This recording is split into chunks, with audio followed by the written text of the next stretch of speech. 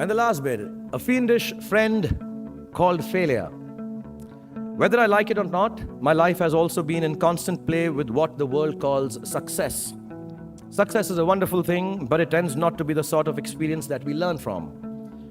We enjoy it, perhaps we even deserve it, but we don't acquire wisdom from it. And maybe that's why it cannot be passed on either. Me being successful does not mean my kids are going to be successful, even if I teach them everything that I know and how to do it.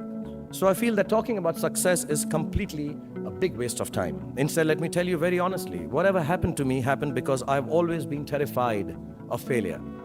I don't want as much to succeed as much as I don't want to fail. I come from a very normal, lower middle class family. I saw a lot of failure. My father was a beautiful man and the most successful failure in the world. My mother also failed to stay long enough with me to see me become a big movie star. We were quite poor actually, and let me tell you, poverty is not an ennobling experience at all. Poverty entails fear and stress and sometimes depression. I watched my parents go through this several times.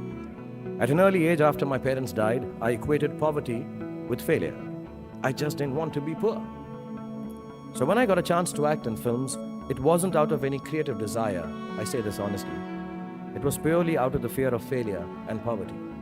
Most of the films I signed were discards of better-known actors, and the producers could not find anyone else to do them.